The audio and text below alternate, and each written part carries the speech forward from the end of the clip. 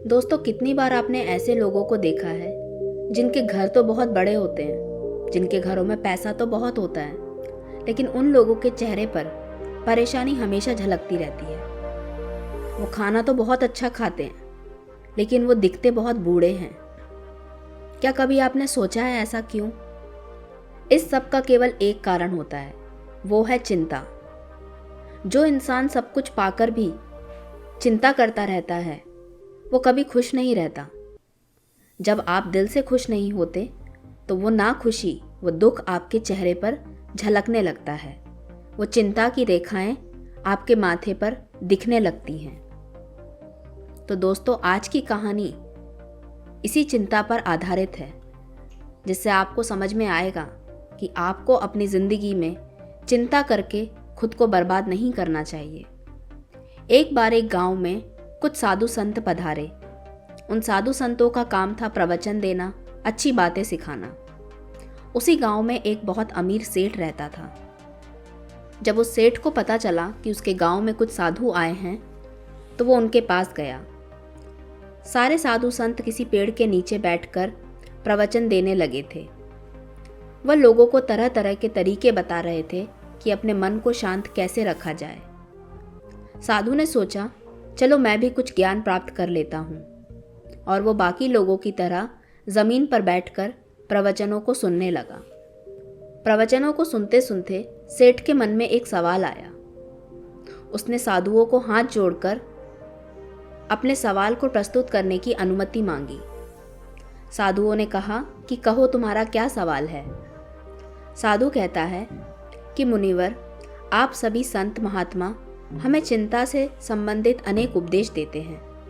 हमें कोई ऐसा हथियार क्यों नहीं बताते जिससे हम चिंता करना छोड़ दें, हमारी चिंता हमेशा के लिए मर जाए। और मुनिवर, एक और बात बताइए कि कौन सी ऐसी चिंता है जो इंसान को बर्बाद कर देती है? क्योंकि तनावग्रस्त व्यक्ति इतना परेशान हो जाता है कि वो अपना सब कुछ खो देता है। ऐसा क्यों होता है? सेठ की बात सुनकर साधु कहते हैं कि चिंता एक ऐसी मानसिक बीमारी है, एक समस्या है, जो अगर किसी व्यक्ति को पकड़ लेती है तो उसे वह ले डूबती है। खुद को इससे मुक्त करके ही आप खुश रह सकते हैं, और ये तभी होगा जब आप खुद को मजबूत बना लेंगे। आपको बस ये समझना होगा कि परिस्थिति चाहे कैसी भी हो, हमें उस समय तनाव में नहीं आना है, घबराना नहीं है, बल्कि खुद को अंदर से मजबूत रखना है। अगर आपके अंदर साहस है तो कोई भी चिंता आपका कुछ नहीं बिगाड़ सकती। सेठ कहता है, लेकिन ऐसा क्यों होता है कि एक छोटी सी चिंता भी हमारे चेहरे की मुस्कान छीन लेती है?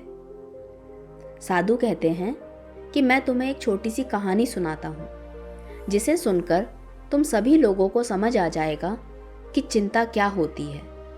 तो कहानी को ध्यान से सुनो। एक बार एक पिता ने अपने बेटे को बहुत परेशान और निराश देखा। उन्होंने अपने बेटे से पूछा, क्या हुआ है बेटा, तुम बहुत चिंतित लग रहे हो, क्या कोई बात है? बेटे के इस व्यवहार से पिता को यकीन हो गया कि जरूर तो कोई बात है, कोई चिंता का विषय है जो उनके बेटे को अंदर ही अंदर परेशान कर रही है, क्योंकि उनका बेटा पहले तो कभी ऐसा नहीं था। पिता ने बेटे को अपने पास बुलाया और समझाया कि चाहे हम जीवन में कितनी भी सफलता हासिल कर लें, कितना भी पैसा कमा लें, अगर चिंता या तनाव ने हमारे अंदर घर बना लिया तो ये हमारी प्रगति में बाधक बन जाता है। चिंता व्यक्ति को कभी आगे नहीं बढ़ने देती। इससे उस व्यक्ति के अंदर बहुत सारी नकारात्मक ऊर्जा पैदा हो जाती है। ये चिंता बड़ी भयानक है, सुख समृद्धि घर तक उजाड़ देती है। ये सुनकर उनका बेटा कहता है, पिताजी आप क्या कहना चाहते हैं, मुझे कुछ समझ नहीं आ रहा। फिर पिता पुत्र को लेकर जंगल की ओर चले जाते हैं और वहाँ पहुंचकर अपने बेटे से कहते हैं कि ये पेड़ जो तुम देख रहे हो, ये कई साल पुराना है।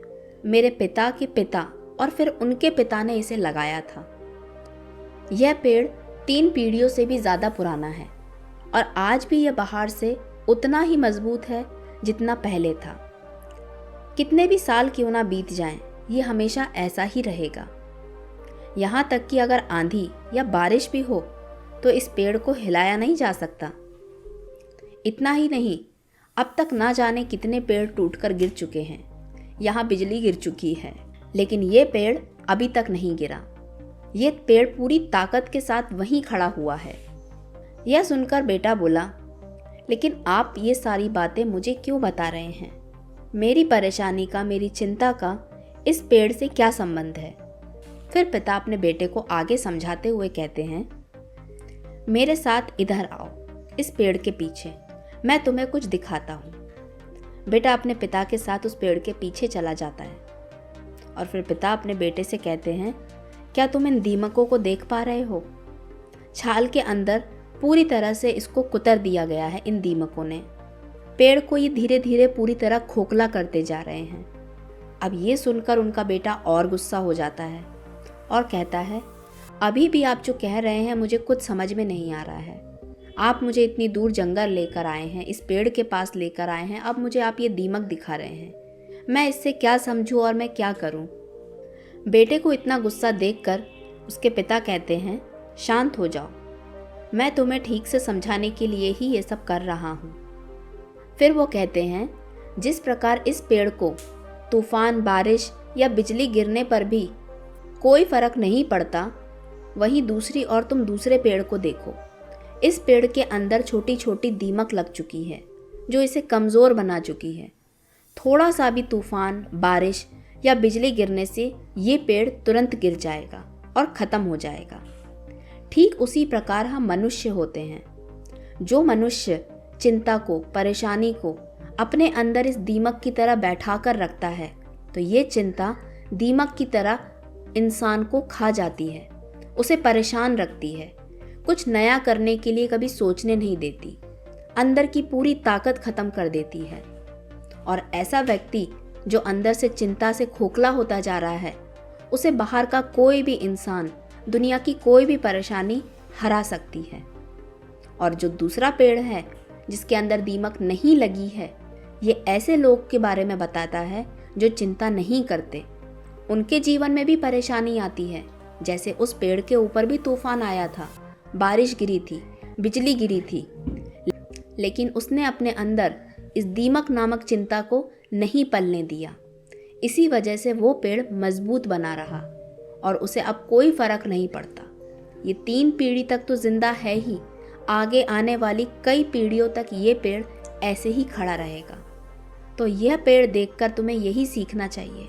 अगर आज तुम्हारे अंदर कोई एक चिंता है, तुम्हारे जीवन में कोई परेशानी है, तो उस चिंता को तुरंत ख़त्म करो, उसके बारे में ना सोचो, नहीं तो ये चिंता कब दीमक की तरह तुम्हारे पूरे शरीर के अंदर फैल जाएगी, तुम्हें पता नहीं चलेगा।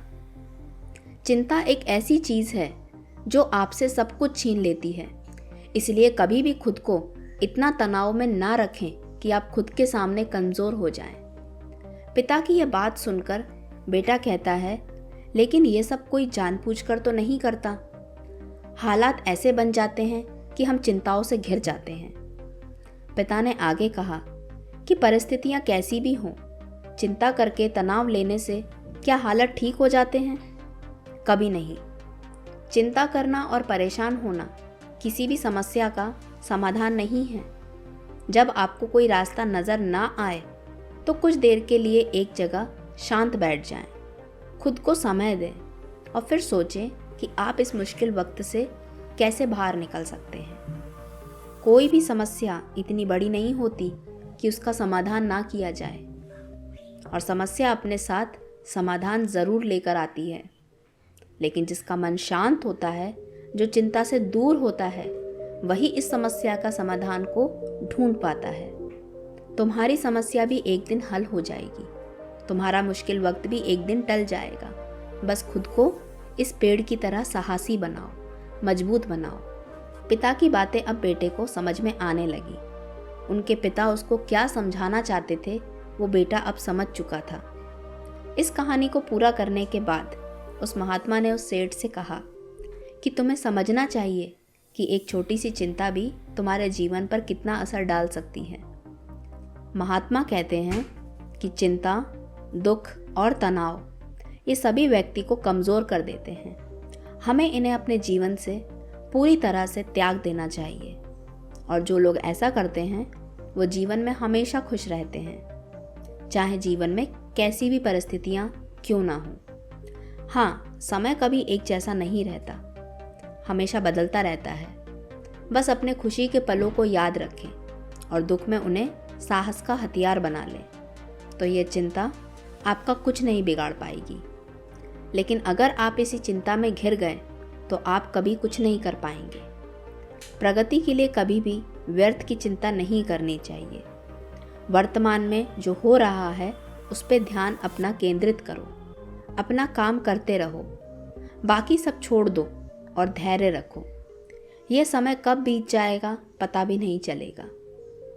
महात्मा की बातें अब सुनकर सेठ कहता है, मुनिवर आपका बहुत बहुत धन्यवाद। जो आप मुझे समझाना चाहते थे मुझे समझ में आ गया, और मेरे अंदर जितने भी प्रश्न थे वो सारे सुलझ चुके हैं।